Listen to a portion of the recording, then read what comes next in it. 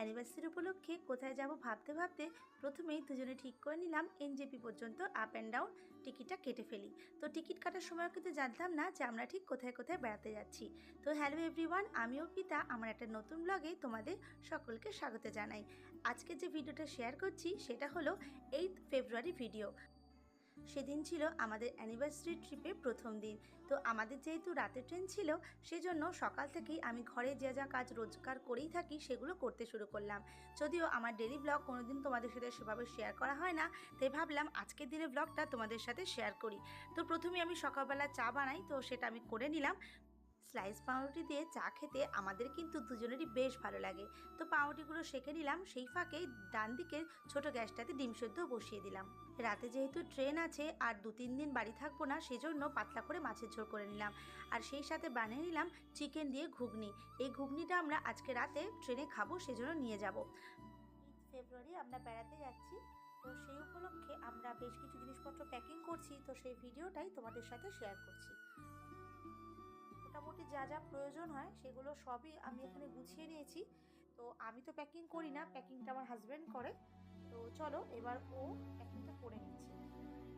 চলো শুরু করো। বেড়াতে গেলে যেটা মোস্ট ইম্পর্টেন্ট সেটা হলো পাওয়ার ব্যাংক। কেননা সবসময় ফোনে ভিডিও করতে গেলে চার্জ থাকে না, সেজন্য অবশ্যই একটা পাওয়ার ব্যাংক কিন্তু নিয়ে নিতে হবে।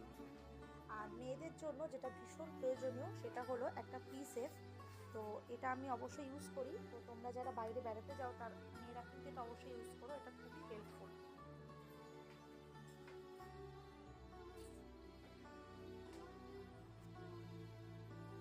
আমাদের প্যাকিং তো পুরোপুরি কমপ্লিট হয়েই গেছে, আর ঘড়িতে তখন মোটামুটি 7:30 পৌনে 8টার মতো বাজে। আমরা ঠিক করেছিলাম যে আমরা লোকাল ট্রেন ধরে শিয়ালদা যাব, তারপর সেখান থেকে ট্রেনে উঠব। তো আমাদের গনু বাবাকে আমরা প্রণাম সেরে নিয়ে বেরিয়ে পড়লাম।